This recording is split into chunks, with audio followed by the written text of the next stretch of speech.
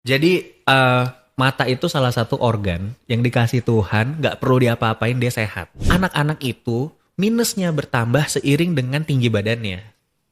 Kalau dia tinggi badannya masih naik, minusnya masih nambah.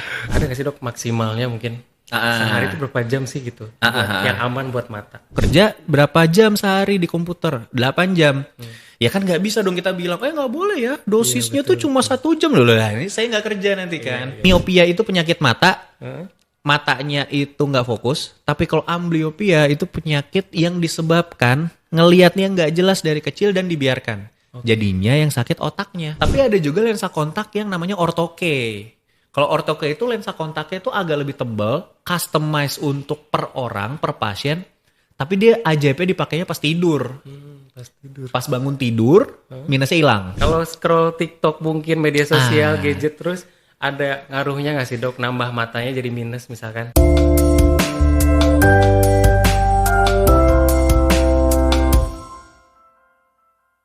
Assalamualaikum warahmatullahi wabarakatuh. Selamat datang kembali di podcast RSUD Majalengka. Tempat kita ngobrol santai tapi serius bareng para ahlinya. Podcast hari ini kita akan bekerja sama atau kolaborasi nih dengan ID Cabang Majalengka. Dan hari ini kita akan membahas topik yang mungkin bikin banyak orang tua bertanya-tanya, yaitu mata minus pada anak. Kenapa sih anak-anak sekarang lebih cepat kena mata minus? Atau apakah ini berbahaya?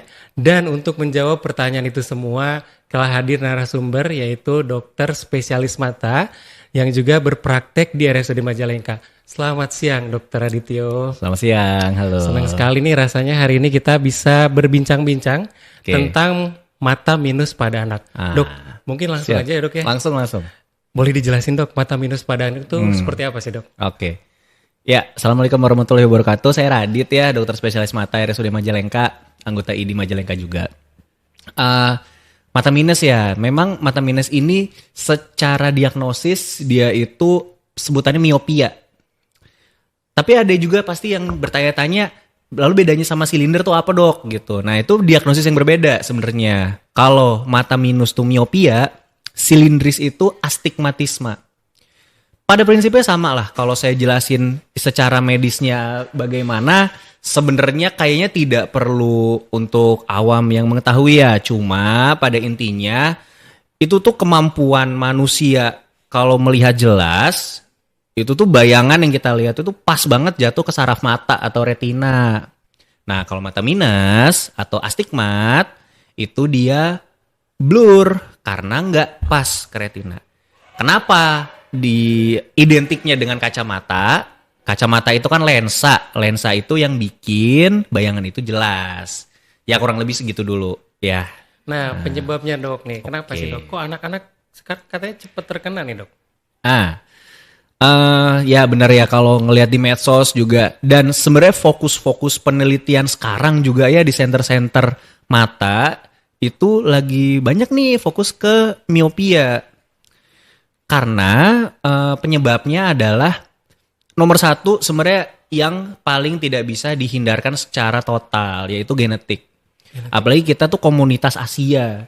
Orang Asia itu memang kecenderungan matanya minus. Maksudnya minus berarti miopia.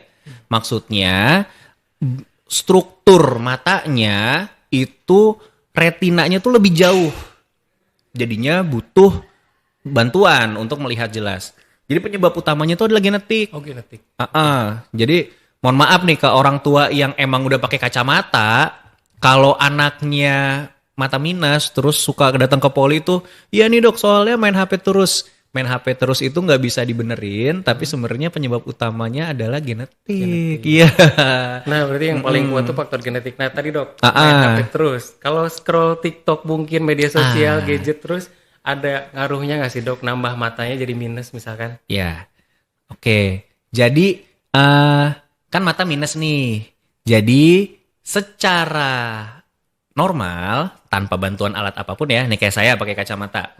Tanpa kacamata, pasien mata minus atau miopia itu nggak fokus. Biasanya diukurnya kan dengan coba baca angka-angka atau huruf-hurufnya, poli-poli gitu ya.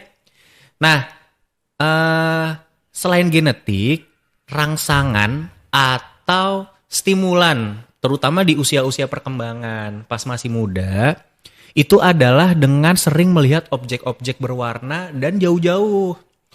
Makanya hubungannya kan kalau zaman sekarang sama zaman dulu, anak-anak zaman dulu, anak-anak era kita lah ya, era kita itu kan main layangan, main bola, main benteng gitu ya di lapangan. Ngelihatnya lapangan yang ya hijau, banyak hijau itu kan spektrum warna paling ramah mata tuh.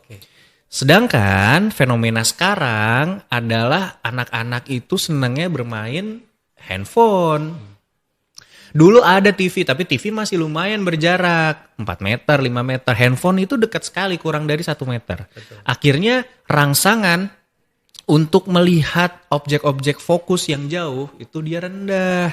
Udah mah ada faktor genetiknya. Ditambah tidak terlatih juga karena seringnya ngelihat dekat. Bahkan yang prihatin tuh kalau di poli saya ya. Itu tuh anak dibawa katanya, iya dok suka ngedip-ngedip. Ditambah susah lepas nih dok dari HP. Umurnya berapa? Gak tahu 2 tahun, 3 tahun. Sebenarnya kan kita tuh bisa mencegah gitu loh. Orang tua sendiri ya kenapa dikasih handphone gitu. Kenapa tidak dengan cara yang klasik aja kayak zaman dulu gitu. Permainan yang lain. Betul. Jadi itu kalau menurut saya sih hubungannya kalau ditarik-tarik ya. Kenapa sih? Kenapa sih sekarang mata minus tuh jadi makin gede-gede gitu. SD udah -5, -6. Sedangkan mungkin biasanya itu tuh kan kayak ibaratnya pada saat anak-anak tuh udah besar lah gitu. Nah ini dari kecil juga udah gede. Mungkin itu. Mungkin ya lagi-lagi. Ada sih penelitiannya. Cuma saya lupa lah detail-detailnya. Cuma banyak yang meneliti fenomena sekarang itu ya akhirnya terkait dengan penggunaan gadget yang berlebihan. Gitu. Tapi sebetulnya kalau penggunaan gadget tuh dok. Ada gak sih dok maksimalnya mungkin? Sehari itu berapa jam sih gitu? Yang aman buat mata. Iya. Ya sebenarnya kita kan memang di zaman peralihan ya. Apalagi yang milenial kayak seumuran kita gini nih Ra, yang dulu ngalamin internet belum ada, sekarang ngelihat internet belum ada. Jadi bisa membandingkan. Akhirnya timbul pertanyaan tadi. Mungkin kalau anak-anak sekarang sih nggak ada pertanyaan kayak tadi karena dunia dia memang gadget itu sendiri gitu. Dari kecil banget ya udah. Nah, akhirnya secara medis pun apalagi ini dikonsepkan mata ya. Saya sih tidak pernah dengar ada dosis tertentu main gadget itu berapa lama sehari dan sebagainya. Cuma gadget itu sendiri selain mata minus ya, itu terkait sama beberapa penyakit lain. Yang paling sering itu computer vision syndrome. Udah banyak tuh di internet, di YouTube bagaimana sih dampaknya gitu. Iya, gimana sih cara menghindari computer vision syndrome. Computer vision syndrome itu adalah mata cenderung ngelihatnya kayak kabur setelah lama ngelihat layar. Cuma kalau pekerjaannya memang di layar gimana? Kan gitu betul, kan. Betul. Makanya ada fisioterapi 20-20-20. Setiap 20 menit itu kita harus istirahat minimal ya 20 detik dengan cara melihat objek-objek jauh 20 kaki. Kadang-kadang saya gampangnya ke pasien gini aja, dokter saya tuh kenapa ya burem gitu loh. Tapi kata tadi diperiksa saya nggak butuh kacamata, saya nggak minus. Oh kerjanya apa? Admin gitu. Kerja berapa jam sehari di komputer? 8 jam. Ya kan nggak bisa dong kita bilang, nggak boleh ya dosisnya tuh cuma 1 jam loh. Ini saya nggak kerja nanti kan. Akhirnya ya udah setiap setengah jam kamu lihat jendela ya. Semenit lah atau 30 detik gitu. Tadi yang 20. Secara teorinya sih 20. Jadi memang gitu. kita harus aware ya dok ya. Betul. Kesehatan mata kita sendiri. Nah dok, kalau mendeteksinya ada nggak sih dok cara dini untuk mendeteksi nih kemungkinan bakalan kena nggak sih gitu tuh? Atau ada cara untuk mengetahui seseorang terkena miopi atau minus itu? Oke, ya. Jadi sebenarnya saya salut sih sama screening di sekolah-sekolah SD di Majalengka. Banyak pasien-pasien saya yang anak gitu ya datang itu karena disuruh gurunya. Katanya, Bu ini kenapa? Si Ade kenapa nih? Oh iya dok, soalnya kata gurunya disarankan periksa ke dokter mata. Oh emang ada kegiatan apa? Iya ada screening. Wah itu langkah yang bagus banget. Kenapa? Karena memang proses miopia itu yang paling besar kenaikannya itu di usia SD. Dan yang paling gampang diukurnya itu di usia SD. Karena kalau lebih kecil lagi kan anaknya belum bisa lihat angka atau baca gitu. Pengukuran objektifnya yang ngelihat chart-chart itu ya E, H, Z, P, E, I apa gitu-gitu kan. Kalau lebih kecil dari itu biasanya belum bisa baca. Nah, anak SD itu sebenarnya golden age untuk kita diagnosis. Dan nggak bisa semuanya bergantung ke optik atau dokter mata atau dokter, puskesmas susah. Akhirnya kita bergantung sama sekolah.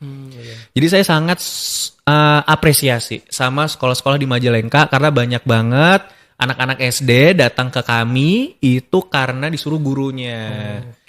Ya tanda-tanda yang sederhana aja sih. Misalkan kalau sekolah dia pengennya duduk di depan aja. Karena kalau dari belakang nggak kelihatan. Atau ya anaknya pemalu. Duduknya di belakang aja. Dia nggak ngomong, prestasinya jelek. Gak ngelihat soalnya. Iya, jadi kalau ya video ini dilihat juga ya sama masyarakat gitu. Boleh juga menyarankan anaknya untuk dievaluasi kira-kira matanya minus atau enggak. Karena kalau terdeteksi dari awal, udah banyak nih caranya untuk menghambat biar minusnya itu nggak gede-gede amat gitu. Nah kalau misalkan ini dok, dampaknya dok, kalau dibiarin aja gitu ya, Oke. kan mungkin kalau kacamata itu hanya alat bantu ya dok ya. Betul. Tapi ada dampaknya nggak sih kalau kita biarin aja lah, udah nggak usah ditanganin gitu? Itu pertanyaan yang paling pentingnya justru. Kan dari tadi kita bahas nih, miopia itu genetika. Ya, lalu gimana dong? Apakah dibiarkan aja? Atau lalu kacamata nih, misalnya saya pakai kacamata, ini tuh bersifat alat bantu aja atau terapi gitu kan? Betul. Jawabannya adalah kacamata adalah terapi. Oh terapi juga. Betul, karena musuhnya miopia, kelanjutannya adalah mata malas atau ambliopia. Mata malas. Betul. Miopia itu penyakit mata, matanya itu nggak fokus. Tapi kalau ambliopia itu penyakit yang disebabkan ngelihatnya nggak jelas dari kecil dan dibiarkan. Jadinya yang sakit otaknya. Otaknya nggak mau nerima bayangan yang bagus pada saat dewasa. Makanya anak-anak itu penting di screening dari kecil. Dari kecil dia di screening, ketahuan minus, dikasih kacamata yang benar, diganti setiap setahun sekali. Pada saat besar, dia pilihannya banyak. Bisa di lasik. Kan lasik nggak boleh tuh kalau misalkan masih muda. Setidaknya umur 20 tahunan lah. Ada sih teorinya, dia 6 bulan udah minusnya nggak nambah lagi dan sebagainya. Cuma anggaplah lulus SMA. Karena kan banyaknya orang di lasik tuh misalkan mau masuk instansi tertentu yang nggak boleh minus. Betul. Itu kan di lasik. Cuma kalau ambliopia percuma. Dia minus 6 dari kecil. Dari kecil nggak kedeteksi. Dia nggak pakai kacamata. Pas gede minta di lasik. Itu percuma. Karena otaknya udah nggak kuat untuk nerima bayangannya. Jadi pertanyaannya, kacamata itu alat bantu atau terapi? Kacamata adalah terapi. Oh kacamata juga. Kacamata adalah terapi, terutama buat anak-anak. Dok tadi yang kata dokter setahun sekali sebaiknya diganti tuh. Betul. Jadi sebenarnya pemeriksaannya kalau kita udah kena miop nih dok, disaraninnya periode berapa lama tuh dok? Kita cek lagi rutin lagi gitu. Iya. Karena kan mungkin ada yang nambah atau ada yang enggak gitu ya. Betul. Kalau anak-anak itu lebih ketat. Anak-anak itu disarankan setahun sekali periksalah setidaknya. Ganti belum tentu, cuma setahun sekali periksalah. Hanya sekedar periksakan, mau ke dokter boleh. Sekedar ke optik juga saya tidak melarang kok. Optik kan juga optometris terlatih. No problem. Anak-anak itu minusnya bertambah seiring dengan tinggi badannya. Kalau dia tinggi badannya masih naik, minusnya masih nambah. Makanya kalau orang dewasa, biasanya minusnya nggak akan terlalu nambah banyak. Hanya perubahan-perubahan di silindernya misalkan. Apalagi kalau udah nggak tumbuh lagi. Karena ingat tadi penyebab di awal adalah pertumbuhan matanya yang biasanya tuh lebih panjang. Jadinya retinanya tuh nggak fokus pas nerima bayangan gambar gitu.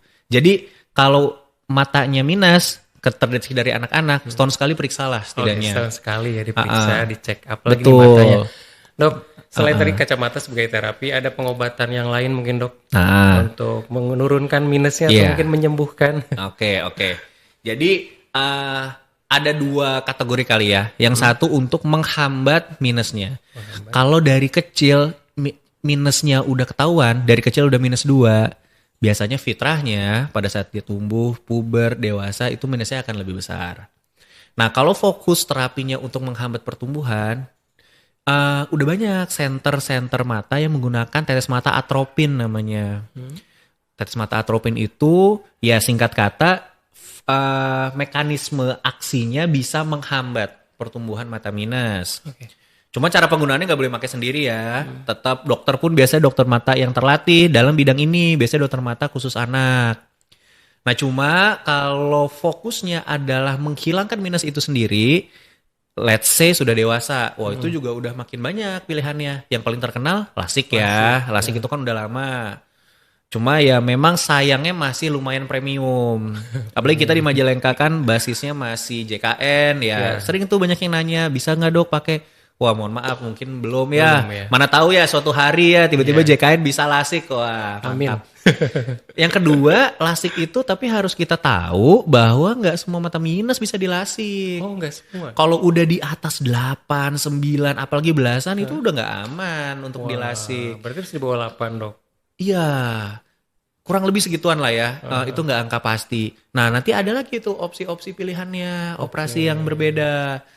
Mirip kayak operasi katarak, cuma tanpa dibuang kataraknya. Namanya ICL. Itu kalau kita ngobrolin itu panjang ya. Dan mungkin saya bukan ahlinya yang banget-banget mendalami. Tapi cuma nanti mungkin bisa ya dok ya. Iya, Topik ini kita angkat. itu tuh topik yang menarik buat umum. Klasik nih. Banyak yang pengen tahu juga. Mungkin banyak juga kan yang nggak nyaman dengan kacamata ya dok ya. Betul. Ada juga yang solusinya lensa kontak. Oh lensa kontak bisa ya. Nah, lensa kontak itu ada yang lensa kontak yang kita kenal ya untuk mengkompensasi mata minus. Tapi ada juga lensa kontak yang namanya ortho-K. Kalau ortho-K itu lensa kontaknya itu agak lebih tebal, customize untuk per orang, per pasien. Tapi dia ajaibnya dipakainya pas tidur. Pas tidur. Pas bangun tidur, minusnya hilang. Nah, cuma nggak semalam beres. Besok pakai lagi.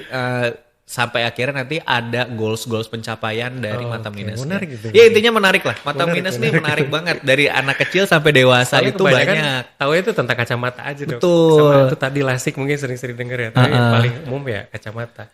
Dok Iya. tadi kan udah jelasin nih dari mulai dari penyebabnya ya, kemudian sampai ke pengobatannya. Iya. Tipsnya mungkin dok. Oke, tipsnya ya. Tipsnya biar mata kita tetap sehat dan mungkin yang nggak kena miopi ya nggak akan kena gitu ya. Iya. Jadi mata itu salah satu organ yang dikasih Tuhan, nggak perlu diapa-apain dia sehat. Pertama prinsipnya itu dulu. Jadi kita jaga aja biar dia terlindungi. Kalau kerjaannya sering di motor ya mbok helmnya tertutup lah, yang gitu-gitu loh. Pakai kacamata pelindung. Yang suka main padel janganlah nggak pakai kacamata pelindung. Udah banyak tuh di konten-konten kan. Kena ini dok. Kena karena bola. kalau kita main sepak bola atau voli, bolanya kan gede. Ya. Dia kalau ke mata biasanya terlindung sama tulang dulu tuh. Tapi kalau dulu mah klasiknya bulu tangkis ya. Cuma sekarang ada olahraga baru nih, padel gitu kan. Nah, itu tuh bolanya kecil. Jadi kena mata tuh langsung ke bola mata. Sangat mungkin ya. Itu bisa permanen loh. Blindness-nya itu bisa permanen. Kebutaan, dok. Iya.